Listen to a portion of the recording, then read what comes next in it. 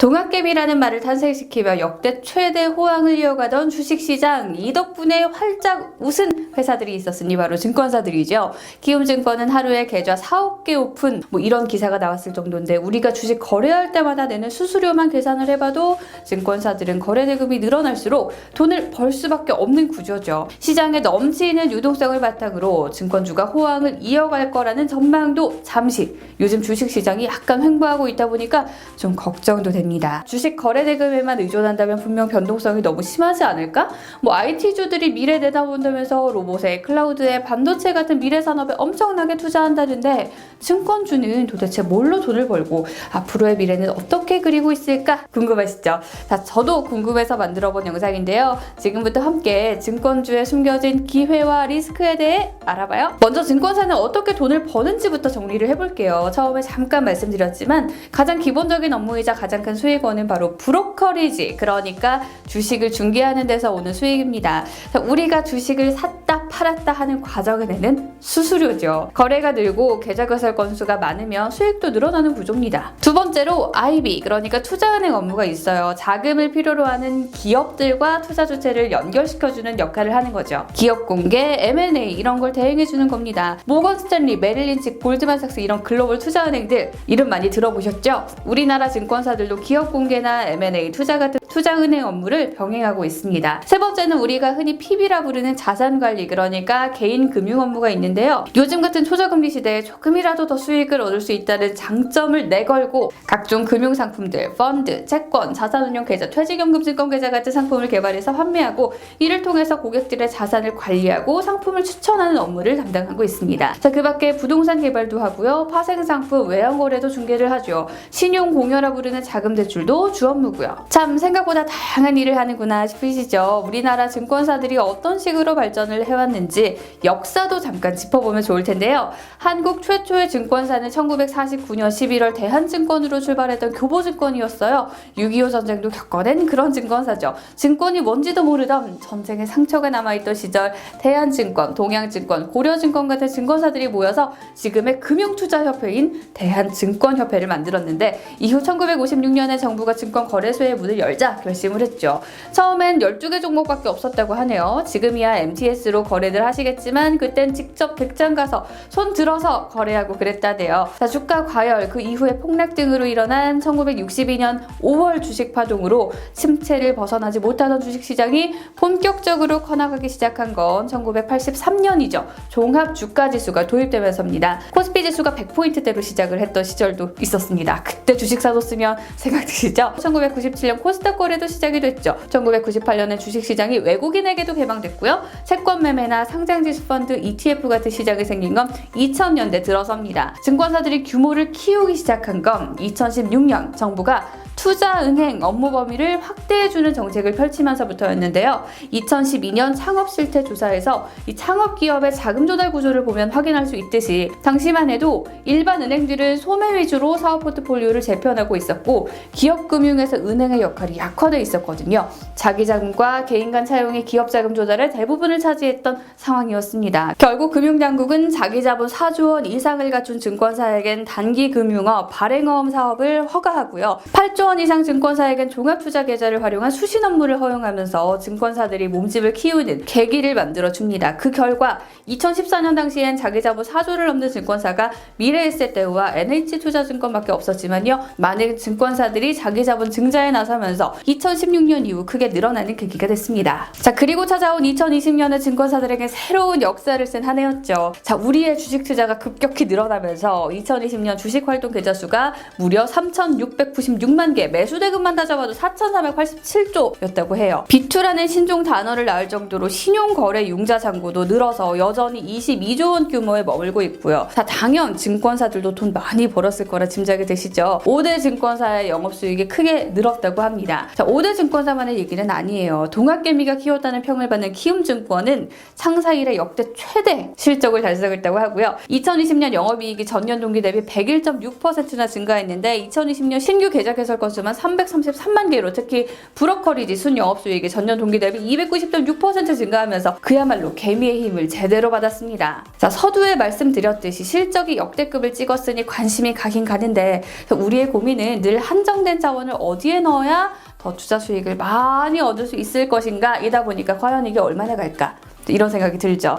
자, 그래서 기회인지 소위 말하는 끝물인지 증권사의 앞으로의 미래가 어디로 흘러가고 있는지 조금 더 들여다봤습니다. 자, 우선 당장 증권사에게 수익을 안겨다 줄 개인 투자자들의 거래 대금 앞으로도 당분간 유지되거나 늘어날 가능성이 높다는 의견이 있어요. 개인 투자자들이 실탄을 계속 장전할 수밖에 없다는 소린데요. 여러 가지 이유가 있을 겁니다. 가장 근본적인 요인은 경기 부양을 위한 적극적인 저금리 정책이죠. 2015년 1분기부터 2020년 1분기까지 단기성 예금의 연평균 증가율은 7.3%, 무려 393조나 늘었다고 하는데요. 베이비붐 세대 은퇴 시기와 맞물리면서 보험연금도 큰 폭으로 늘었고요. 투자의 트렌드가 바뀐 것도 주식 거래가 늘어날 걸로 내다볼 수 있는 하나의 요인입니다. 키움증권은 정부의 주택 관련 규제 강화로 위험자산 투자 대상이 부동산보다 주식으로 전환되고 있는 트렌드를 반영했다고 짚었습니다. 자, 예전에 제가 해외 주식 투자해보려고 증권사 가서 계좌 개설하고 그러다가 너무 어려워서 포기한 적이 있었거든요. 글쎄 그게 벌써 10년 전의 일인데요.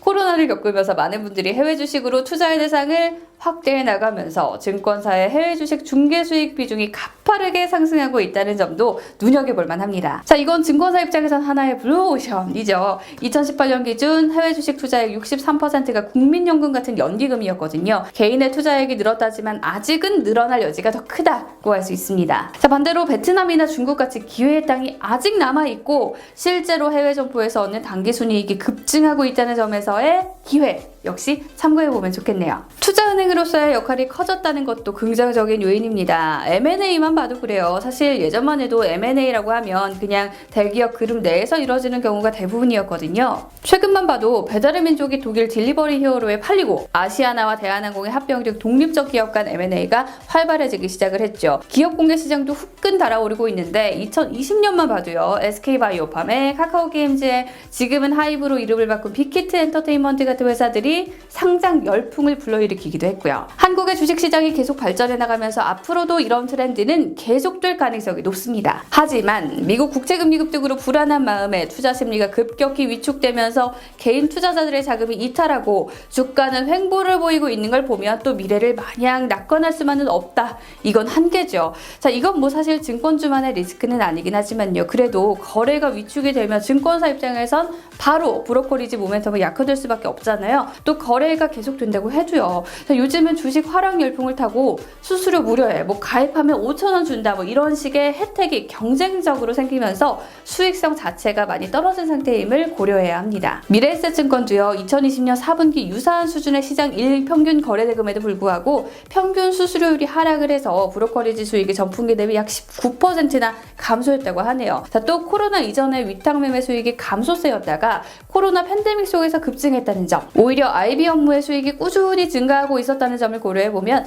이게 반짝 실적일지 아니면 계속가는 흐름일지 확실치 않다고 할 수 있습니다. 한창 세상을 떠들썩하게 했던 옵티머스 펀드, 라임 자산운용 사건 등등 때문에 고난도 금융상품에 대한 판매 규제가 강화되고 있다는 점, 자, 그래서 사모펀드 판매가 위축되고 있다는 점 등은 우려 요인입니다. 물론 이게 ETF나 MMF 쪽으로 이동할 거라는 전망이 있긴 하지만요. 규제 강화는 곧 거래 위축을 낳을 수 있는 문제거든요. 자, 결국 증권사 입장에서도 뻔한 거 말고 뭔가 새로운 걸 자꾸 찾아내야 하는 고민에 봉착해 있는 거죠. 그런 면에서 살펴보는 좀 더 근본적인 리스크는 바로 증권사도 격변의 패러다임의 한가운데 있다는 점입니다. 자동차 산업에서 이종 산업끼리 경쟁하듯 이제 증권업의 새로운 디지털 바람과 인터넷 증권사들, 투자자들의 성향 변화가 나타나고 있거든요. 2030 세대들이 주식시장에 뛰어든 데다 코로나까지 겹치면서 온라인을 통한 직접 주식 거래 비중이 늘었다고 한국은행은 짚었는데요. 낮에는 동학개미, 밤에는 서학개미로 활동한다는 우스갯소리가 나올 정도로 투자는 온라인화되고 직접 투자의 길은 더 활짝 열리고 돈은 쏟아져 들어오면서 또 증권사들이 아침에 하는 조간회의조차 유튜브로 너도 나도 생중계하면서 투자 정보를 쏟아내고 있잖아요. 증권사의 밸류체인도 마치 유통업에서 생산자와 소비자가 중간에 쿠팡 하나 끼고